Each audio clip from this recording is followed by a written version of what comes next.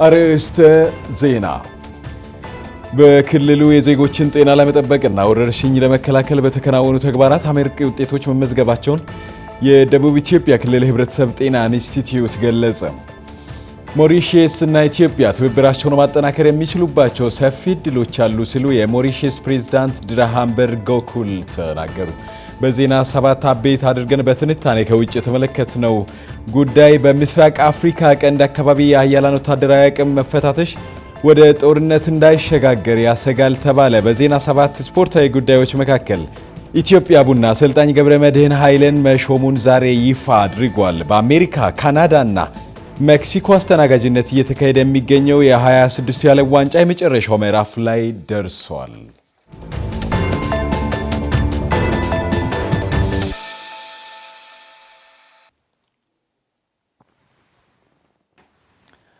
ሰላምን እንሻማ። በያላችሁበት ጤናና ሰላም ለእናንተ ይሁን። ከገዶ ቴሌቪዥን ዜና 7 ውጃችንን ወደ እናንተ ይዘን ቀርበናል። አሁን የጠቆምናችሁ በዜና 7 አበይት አድርገን የምንመለከታቸው ጉዳዮች ሲሆኑ ሌሎችንም ጉዳዮች በስፋትና በጥልቀት ተከታትለናል። ከመላው ስቱዲዮ ባለሙያዎች ጋር በመሆን ደግሞ የዜና 7 ውጃችንን የመስፍን ዓለም ወደ እናንተ አደርሳለሁኝ። በቀዳምነት አጫጭር ጉዳዮችን እነሆ። ኢትዮጵያ ማዕበልን ወደ ድል የመቀየር የዘመናት ታሪክ ያላት ብርቱ ሀገር ናት ሲሉ ጠቅላይ ሚኒስትር ዶክተር አብይ አህመድ ተናገሩ።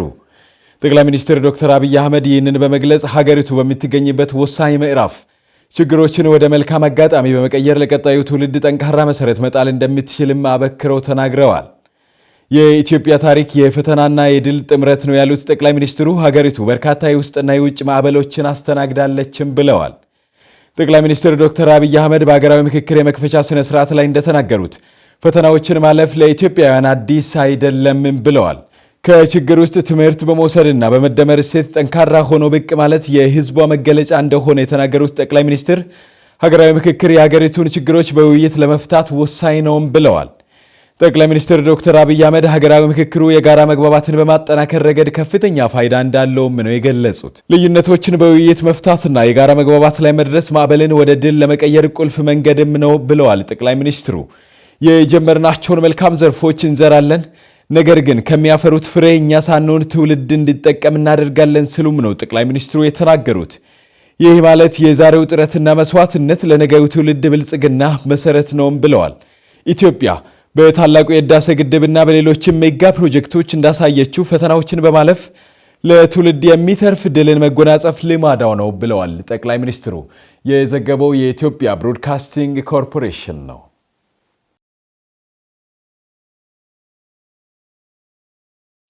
ከውጭ የፕሬዝዳንት ዶናልድ ትራምፕ አስተዳደር ለውጭ ሀገራት ተማሪዎች ጥብቅ የቪዛ ደንቦችን ለመተግበር የመጨረሻ ውሳኔ ላይ መድረሳቸው ተገለጸ።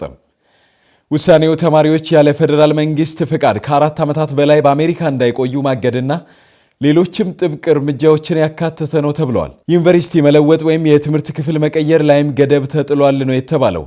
እስካሁን ድረስ ባለው አሰራር ከፍተኛ የትምህርት ተቋማት ቪዛ እንዲራዘም የማድረግ ስልጣን እንደነበራቸውም ተነግሯል። ፖሊሲው የሚተገበረው ከቀጣዩ መስከረም አንስቶ ሲሆን የአሜሪካ ሀገር ውስጥ ደህንነት መስሪያ ቤት ባወጣው መግለጫም የቪዛ ብዝበዛን የሚገዳደርና የጀርባ ታሪክ ምርመራ በማድረግ ብሔራዊ ደህንነትን የሚያጠናክር አሰራርም ነው ብለዋል። የዓለም አቀፉ መምህራን ማህበር ግን ውሳኔው የተዛባና አላስፈላጊ ነው ሲልም ኮንኖታል። እስካሁን ድረስ ሲተገበር በነበረው አሰራር ኤፍ1 እና ጄ1 የውጭ ሀገራት ተማሪዎች ቪዛ ያላቸው ትምህርት እስኪያጠናቅቁ ድረስ በአሜሪካ መቆየት ይፈቀድላቸው እንደነበር ነው መረጃ የሚጠቁመው። ከዚህ በኋላ ግን የተማሪዎች ቆይታ ጊዜ ላይ ገደብ የሚጣል ይሆናል። የሀገር ውስጥ ደህንነት ኃላፊ ማርኬዮን ሙልን ለአስርታት የውጭ ሀገራት ተማሪዎች ያለ ጊዜ ገደብ ወደ አሜሪካ ሲመጡ ነበር። በሺዎች የሚቆጠሩ ተማሪዎች ትምህርት እየጀመሩ በአሜሪካ በመቆየት የስደተኞች ስርዓቱን በዝብዘዋልን ብለዋል። ቢቢሲ ጉዳዩን ዘግቦታል።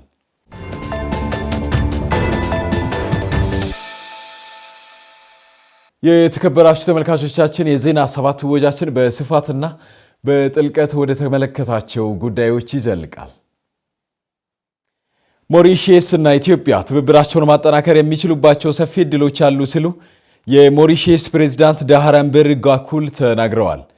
ምህረት አክሊሉ ሞሪሸስ እና ኢትዮጵያ ጤናና ትምህርትን ጨምሮ የሁለትዮሽ ትስስራቸውን ማጎልበት የሚችሉባቸው አዳዲስ ዘርፎች መኖራቸውን የሀገሪቱ ፕሬዝዳንት ድራሃምቢር ጎኩል ገለጹ። የኢትዮጵያ አየር መንገድ ከሐምሌ 5 ቀን 2018 ዓ.ም ጀምሮ በአዲስ አበባና በፖርት ሉዊስ መካከል በሳምንት 3 ጊዜ የሚደረግ ቀጥታ የመንገደኞች በረራ በይፋ አስጀምሯል። የሞሪሸስ ፕሬዝዳንት ድራሃምቢር ጎኩል የአየር መንገዱን የቀጥታ በረራ መጀመር አስመልክቶ ለፐልስ ኦፍ አፍሪካ ሚዲያ እንደገለጹት ጠንካራ የአየር ትስስር የአፍሪካን ኢኮኖሚ አቅም ለማጎልበት ወሳኝ ነው ብለዋል። አየር መንገዱ ወደ ሞሪሸስ የጀመረው የቀጥታ በረራ በሀገራቱ መካከል በቱሪዝም፣ በንግድ፣ በኢንቨስትመንትና በሰው ኃይል ልማት ዘርፎች አዳዲስ እድሎችን እንደሚፈጥር አመላክተዋል። ጠንካራ የአየር ትስስር የአፍሪካን ሙሉ የኢኮኖሚ አቅም ለመጠቀም ወሳኝ መሆኑን ገልጸው በረራው መጀመሩ የአፍሪካ ህብረት ይበልጥ የተቀናጀች አህጉር ለመፍጠር የሰነቀውን ራዕይ የሚያሳልጥ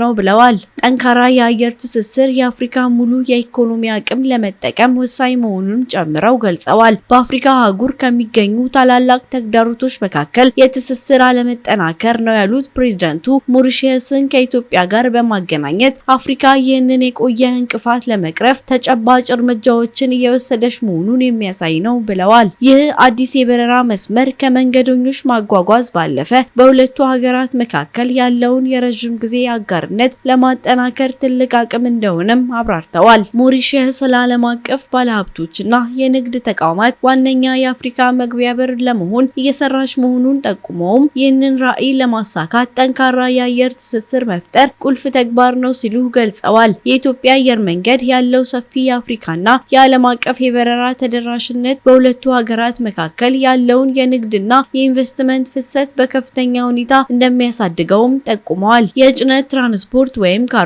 ከአፍሪካ ዋና ዋና የአቅርቦት ማነቆች አንዱ መሆኑን ጠቁመው አዲሱ አጋርነት በአህጉሪቱ ያለውን የእቃዎች ዝውውር ለማሻሻል ትልቅ ተስፋ እንደሚሰጥ ተናግረዋል። በጋራ መስራታችን ይህንን የአቅርቦትና የእቃ ዝውውር ችግር ለመፍታት ሰፊ እድል ይፈጥርልናል ሲሉም አክለዋል። የኢትዮጵያ የአቪዬሽን ማሰልጠኛ ለሞሪሸስ ወጣቶች የአውሮፕላን አብራሪነትን ጨምሮ በሌሎች የአቪዬሽን የሙያ ዘርፎች የላቀ የአቅም ግንባታና የስልጠና እድሎችን እንደሚከፍት ጠቁመዋል። በቀጣይም በትምህርት፣ በጤናና በሰማያዊ ኢኮኖሚ ወይም ብሉ ኢኮኖሚ ዘርፎች እውቀትን፣ ቴክኖሎጂንና ልምድን በመለዋወጥ በጋራ ለመስራት ሰፊ እድል እንዳለ ገልጸዋል። የኢትዮጵያ አየር መንገድ ከሐምሌ 5 ቀን 2018 ዓ.ም ወደ ሞሪሸስ በሳምንት 3 ቀናት ቀጥታ የመንገደኞች በረራ መጀመሩ ይታወቃል።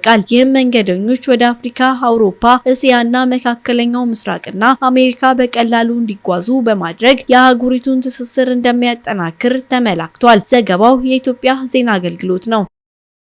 በክልሉ የዜጎችን ጤና ለመጠበቅና ወረርሽኝ ለመከላከል በተከናወኑ ተግባራት አመርቂ ውጤቶች መመዝገባቸውን የደቡብ ኢትዮጵያ ክልል ሕብረተሰብ ጤና ኢንስቲትዩት ገልጸዋል። ደፋር ገመድ ያዘጋጀውን ዘገባ ይስሐቅ አበበ ያቀርበዋል። የደቡብ ኢትዮጵያ ክልል ሕብረተሰብ ጤና ኢንስቲትዩት የ2018 ዓ.ም የስራ ዕቅድ አፈጻጸምና የ2019 በጀት ዓመት ጠቋሚ ዕቅድ ዙሪያ የምክክር መድረክ በሳውላ ከተማ አካሂደዋል። የደቡብ ኢትዮጵያ ክልል ሕብረተሰብ ጤና ኢንስቲትዩት ዋና ዳይሬክተር አቶ አጉኔ አሸሌ በበኩላቸው ኢንስቲትዩቱ በክልሉ የጎርፍ፣ የመሬት መንሸራተት፣ የማርበርግ ቫይረስ፣ የወባ ኩፍኝ እንዲሁም መሰል ተላላፊና ተላላፊ ያልሆኑ ወረርሽኞችን ማስተናገዱን ጠቅሰዋል። በተለይም የማልበርግ በሽታ በተከሰተ 3 ወር ውስጥ መቆጣጠር መቻሉን ለአብነት አንስተው በጤናው ዘርፍ የሚከሰቱ ችግሮችን በቅንጅት መቋቋም እንደሚያስፈልግም ጠቁመዋል። በተፈጥሮ እና ሰው ሰራሽ ችግሮች ተከትሎ በተለይም ከዚህ ቀደም ጠፍቶ የቆዩ ሆነ አዳዲስ በሽታዎች የሚከሰቱ ተላላፊ በሽታዎች የሀገሪቱን ጤና ስርዓት ላይ ተጨማሪ ጫና በማሳደር ላይ ይገኛሉ። በክልላችን በርካታ አደጋዎች የተከሰተበት ዓመት ሆኖ እንዳለፈ ሁላችንም እናስታውሳለን። በክልላችን በወረርሽኝ መልክ ከተከሰቱ መካከል ማርበርግ ቫይረስ፣ ወባ፣ ኩፍኝ፣ ኮሌራና ለሽማኒያ ዋና ዋናዎቹ ናቸው። ከተፈጥሮ አደጋዎች በተመለከተ ደግሞ በጋሞ ዞን፣ በጌዲዮ ዞን፣ በአሪ፣ በወላይታ ዞን፣ በኮንሶ፣ በአርባ ምንጭ ከተማ እንዲሁም በደቡብ ኦሞ ዞን የጎርፍ አደጋዎች እና የመሬት መንሸራተት አደጋዎች በዋናነት ይጠቀሳሉ። በሀገራችንና በክልላችን ለመጀመሪያ ጊዜ የተከሰተው ማርበርግ ቫይረስ ወረርሽኝ የተከሰተበት ወቅት ሆኖ ያለፈበትን እናስታውሳለን። ይሁን እንጂ በትብብርና በቅንጅት በተሞላ አሰራር በትጋት በመስራት የማርበርግ ወረርሽኝ በ3 ወር ባልሞላ ጊዜ ውስጥ መቆጣጠር ተችሏል። በጤና ተቋማት የሚሰጡ አገልግሎቶችን ማዘመን፣ ማስፋፋትና ግብዓቶችን በማሟላት ለዘርፉ ውጤታማነት ብዙ መስራት ይጠበቅብናል ያሉት አቶ አጉኔ አገልግሎቶቹ እንዲቀጥሉ የተጀመሩ ስራዎች መጠናከር እንደሚገባም አሳስበዋል። በያዝነው በጀት ዓመት ከ94,000 በላይ ሰዎች ወደ ኢትዮጵያ የገቡና የወጡ ሲሆን እነዚህ ሰዎች ሁሉም ላይ ልየታ ስራ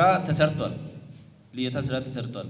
በተጨማሪም ለጤና ባለሙያዎች ለኢቦላና ቫይራል ሄሞራጂክ ፊቨር በሽታዎች ላይ ስልጠና ተሰጥቷል። በበጀት ዓመቱ 5 ጊዜ የፖሊዮ ክትባት ዘመቻ ማካሄዳችን ይታወሳል። በአምስቱም ዙር ከ1.9 ሚሊዮን በላይ ህፃናት በፖሊዮ ክትባት ሽፋን እንዲያገኙ ተደርጓል። እንግዲህ ያጋጠሙን ፈተናዎች ወደ ድል ለመቀየር ባደረግነው ጥረት የዝግጁነት አቅማችን የሚያጠናክሩ አሰራር ሂደቶችን ተከትለናል። ለቀጣይም ተሞክሮቻችን በማጠናከር ሁሉም ወረርሽኝ በላቦራቶሪ እንዲረጋገጡ በማድረግ የህብረተሰብ ጤና ላቦራቶሪ አቅማችን የሚያሳድጉ ተግባራትን በሩብ ዓመት ሲናከናውን ቆይተናል። የደቡብ ኢትዮጵያ ክልል ህብረተሰብ ጤና ኢንስቲትዩት ምክትል ዳይሬክተር አቶ አሳምነው አይዛ የሰው ልጅ የትኛውንም ልማታዊ እንቅስቃሴዎችን ለማድረግ ጤና መሰረት መሆኑን ጠቅሰው እንደ ክልል የህብረተሰብ ጤና የመጠበቅና በሽታዎችን የመከላከል ስራ ልዩ ትኩረት ተሰጥቶ እየተሰራበት እንደሚገኝ ገልጸዋል። ባለፉት ዓመታት የፈጸምናቸው በአራቱ ዳይሬክተሮች ላይ የፈጸምናቸው አብዛኞች በስኬት የፈጸምናቸው ተግባራቶች በዝርዝር ቀርቧል። ቤቱም አስተያየት እየሰጠ ነው። በተለይ ከምርምር ጋር ተያይዞ የምርምር ስራዎች ከዚህ በፊት ክልሉም አዲስ ከመሆኑ ጋር ተያይዞ የምርምር ስነምግባር ኮሚቴ አቋቁሞ ወደ ስራ ከመግባት ጋር የነበሩ ውስንነቶችን በዚህ ዓመት መቅረፍ ችለናል። ከዛ ውጪ አጠቃላይ በክልላችን መንግስታዊ ያልሆኑ ድርጅቶች የሚሰሯቸው ስራዎች የሚያጠኑት ጥናቶች አብሮ ከሴክተሩ ጋር የሚሄድ እንዲሆን የማድረግ ስራዎች እየሰራን ነው ያለነው። እንደ ክልል በበጀት ዓመቱ የተሰሩ ተግባራትን ለመገምገም ዞኖችና ሪጂዮ ፖሊስ ከተሞች የጤና መምሪያ ኃላፊዎች የጋራ ሰፊ ውይይት ተካሂዶ እንደነበረ ገልጸው ይህም በቀጣይ ምን እንደሚሰራ አቅጣጫ ጠቋሚ እንደሚሆን ገልጸዋል። በተለይ ታች ላይ ያለው አካል መረጃ ለጤናው ሴክተር ወሳኝ ከመሆኑ ጋር ተያይዞ መረጃዎችን በአግባቡ የማደራጀት ስራዎች ባለድርሻዎች አሉ። ለኛ ዩኒቨርሲቲዎች፣ የተለያዩ የምርምር ተቋማቶች አሉ። እነዚህ አብሮ መረጃን በመስጠት ከኛ ጋር መተባበር መቻል አለባቸው። መረጃ በአንድ ቋት ነው መደራጀት ያለበትና ከዚህ አንጻር የምርምር ተቋማቶች፣ ሴክተሮች አብሮ የመስራት ባህላችን ከፍ ማድረግ ያስፈልጋል። ሌሎች ባለድርሻ አካላቶች መንግስታዊም ያልሆኑ ድርጅቶችም አብሮ የመስራት መረጃን በአግባቡ የመስጠት ባህሎችን ማጠናከር ያስፈልጋል። እነዚህ ደግሞ የተጠኑ ጥናቶችም ደግሞ ለፖሊሲ መጠቀም ባህላችንም እኛውም ካሳደገን የህዝባችን ጤና ልንጠብቅ እንችላለን። የጎፋ ዞን ዋና አስተዳዳሪ ኢንጂነር ዳግማው ዋየለ በበኩላቸው ጤና ለሰው ልጅ ለማህበራዊና ኢኮኖሚያዊ እድገት ወሳኝ መሆኑን አስገንዝበዋል። ለህዝቡ ቀልጣፋ አገልግሎት ተደራሽ ለማድረግ ጥራት ያለው የጤና አገልግሎት ተጠቃሚ እንዲሆኑ በዞኑ በትኩረት እየተሰራ መሆኑንም አክለዋል። ጤና በማህበራዊ ዘርፍ ውስጥ በህዝቦች የእድገትና የልማት ምጣኔ ላይ ሚናው ከፍተኛ የሆነ እንደሆነ የሚታወቅ ነው።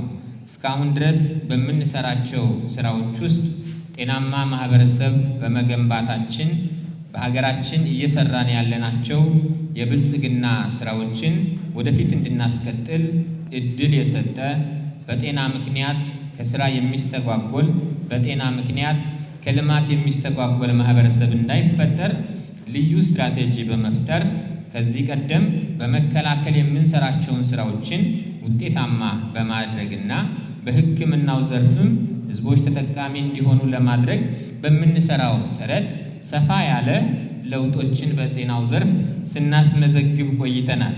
አሁንም እየሰራን እንገኛለን።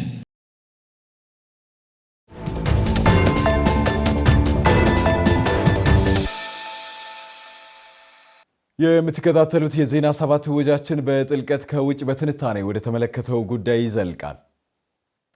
በምስራቅ አፍሪካ ቀንድ አካባቢ የአያላን ወታደራዊ አቅም መፈታተሽ ወደ ጦርነት እንዳይሸጋገር ያሰጋል ተብሏል። ለዓለም አቀፉ የትንታኔ ዘገባ ደመላሽ ጉልም።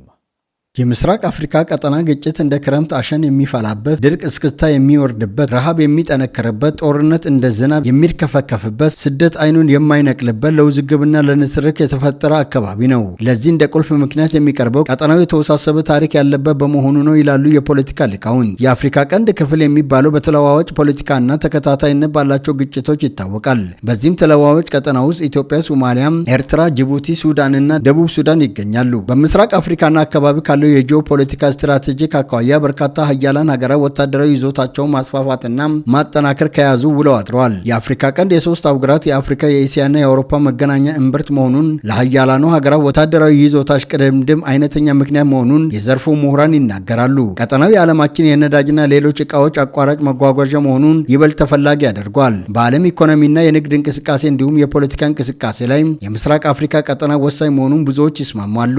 አሜሪካ፣ ቻይና፣ ፈረንሳይ፣ ሩሲያ፣ ቱርክ፣ ሳውዲ አረቢያና ሌሎችም ሀገሮች ወታደራዊ ይዞታቸውን በአፍሪካ ቀንድ አካባቢ አድርገዋል። በቀይ ባህርና በምስራቅ አፍሪካ ቀንድ ላይ ጥናት ያደረጉ የፖለቲካ ተንታኞች ምስራቅ አፍሪካን ገሃነማዊ ገነት ሲሉም ይጠሯታል። ቱርክ በሶማሊያ ዋና ከተማ ሞቃዲሾ አቅራቢያ በሚገኘው የባህር ጠረፍ ላይ መጠነ ሰፊ የባህር ኃይል ወታደራዊ ጣቢያ መገንባት መጀመሪያው ይታወቃል። ይህ አዲስ ግንባታ የአንካራን ቀጣይነት ያለው ወታደራዊ ስምሪት የሚያጠናክር ሲሆን በቀይ ባህር፣ በኤደን ባህረ ሰላጤና በህንድ ውቅያኖስ የባህር መስመሮች ላይ ያላትን ፖለቲካዊ ተጽዕኖ እና የስትራቴጂክ ቁጥጥር የበላይነት ይበልጥ ወደ ላቀ ደረጃ እንደሚያሳድገውም ተገልጿል። ይህ በምስራቅ አፍሪካ ቀንድ አካባቢ የሚከናወነው ታላቅ ወታደራዊ ግንባታ ቱርክ ከሶማሊያ መንግስት ጋር ያላትን የጥብቅ ደህንነት እና የባህር ጥበቃ ስምምነት ተፈጻሚ ለማድረግ የሚረዳ ወሳኝ እርምጃም ነው ተብሏል። ይሁን እንጂ የአንካራ ይህ መጠነ ሰፊ ወታደራዊ ስምሪት በቀጠናው ላይ የሀያላን ሚዛን ፊልሚያ እያደረጉ ባሉ ሌሎች የክልሉና የዓለም አቀፍ ኃይሎች ዘንድ ከፍተኛ ትኩረት ስበዋል። በቱርክና በሶማሊያ መካከል በቅርቡ የተፈረመውን ታሪካዊ የባህር መከላከያና የደህንነት ስምምነት ተከትሎ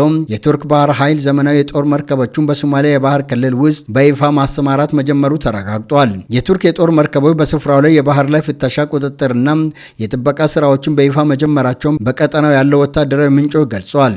ይህ የቱርክ ወታደራዊ ስምሪ በአፍሪካ ቀንድ አካባቢ የተቀሰቀሰውን የጂኦፖለቲካ ፍጥጫና የሀያላን ሚዛን ፉክክር ይበልጥ ወደ ሌላ ምዕራፍ የሚያሸጋግረውና ውጥረቱን ሊያባብሰው የሚችል ትልቅ ክስተት ተደርጎም በዓለም አቀፍ ተንታኞች ዘንድ እየታየ ይገኛል። ሞስኮ ከሶማሌላንድ ባለስልጣናት ጋር በቀጥታ ባደረገችው ምስጢራዊ ስምምነት መሰረት በቀይ ባህር መግቢያና በኤደን ባህረ ሰላጤ አቅራቢያ አዲስ የሩሲያ የባህር ኃይል ስልታዊ የሎጂስቲክስና የማዘዣ ማዕከል ለመገንባት መወሰኗ ታውቋል። ይህ የሩሲያ እርምጃ በቀጠናው ላይ የረጅም ጊዜ ይዞታና ወታደራዊ መሰረት ያላቸውን የአሜሪካ፣ የቱርክ፣ የፈረንሳይ ስልታዊ ተጽዕኖ በቀጥታ ለመገዳደር የታለመ ትልቅ ጂኦፖለቲካዊ እንቅስቃሴ መሆኑ ተገልጿል። ይህ ስምምነት ይፋ መሆኑን ተከትሎ በቀይ ባህርና በአፍሪካ ቀንድ አካባቢ ባሉ የባህር ላይ የደህንነት ምህዋር እና የኃይል ሚዛን ላይ ከፍተኛ ለውጥ ሊያመጣ እንደሚችል የምስራቅ አፍሪካና የዓለም አቀፍ ጉዳዮች ተንታኞች እየገለጹ ይገኛሉ። በታሪክ ተመዝግበው እንደሚገኙ የአፍሪካ ቀንድ ከቀድሞ ኦቶማን ቱርክ እስከ ሶቪየት ህብረትና ምዕራባውያን ፍጥጫ ብሎም እስከ ቅርብ ጊዜ የባህረ ሰላጤው አገሮች ኢሳዊቷ ቻይናን ጨምሮ ሌሎች ተጽዕኖቸው እየበረታ መጥቷል። ይህ የሆነበት አብይ ምክንያት ወሳኝ የዓለም አቀፍ ንግድ መስመር መሆኑ ነው። ህንድ፣ ቻይናና ጃፓን የውጭ ንግዳቸውን በባብ ኤል መንደብ በኩል ወደ አውሮፓ ሲልኩበት የባህረ ሰላጤው ሀገራት የተባበሩት አረብ ኤሚሬቶችና ሳውዲ አረቢያ የኤደንን ባህረ ሰላጤ፣ የባብኤል መንደብና የቀይ ባህር መስመሮችን የነዳጅና የተፈጥሮ ጋዝ ያጓጉዙበታል። የአፍሪካ ቀንድ ዋና የአፍሪካ ገበያ መግቢያ በር በመሆን በማገልገሉ የዓለም ሀያላንን ለማማረክ ችሏል። በእስያና በመካከለኛው ምስራቅ የሚገኙ ሀገራትም ባለወደብ ከሆኑት ኤርትራ፣ ሶማሊያና ጅቡቲ ጋር የኢኮኖሚና የፖለቲካ ትስስር እንዲያደርጉ አስችሏቸዋል። የአፍሪካ ቀንድ መልክዓ ምድራዊ ፖለቲካዊ ፋይዳም የዓለም ሀያላን ሀገራት እሽቅድምድም የመፋለሚያ አውድማ ሆኗል። በዚህ ምክንያት ከመካከለኛው ምስራቅ በመቀጠል ትልቁ የሀያላን መተጋተጊያ ሜዳ ይሆናል ሲሉ አልጄዚራና ሮይተርስ ዘግበዋል።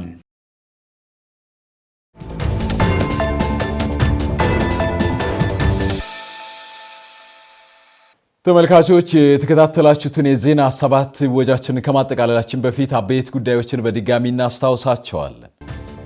በክልሉ የዜጎችን ጤና ለመጠበቅና ወረርሽኝ ለመከላከል በተከናወኑ ተግባራት አመርቂ ውጤቶች መመዝገባቸውን የደቡብ ኢትዮጵያ ክልል ሕብረተሰብ ጤና ኢንስቲትዩት ገለጸ። ሞሪሼስ እና ኢትዮጵያ ትብብራቸውን ማጠናከር የሚችሉባቸው ሰፊ ዕድሎች አሉ ሲሉ የሞሪሼስ ፕሬዝዳንት ድራሃምበር ጎኩል ተናገሩ።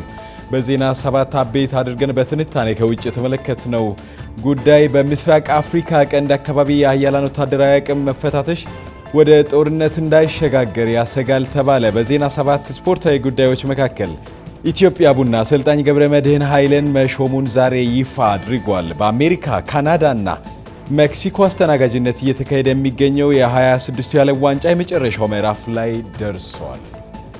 እነዚህንና ሌሎች ሰፋፊ ጉዳዮችን በዜና 7 ወጃችን አቤት አድርገን የተከታተልን ሲሆን የዜና 7 ወጃችን አሁን በተከታተላችሁት መልኩ ተጠናቀዋል።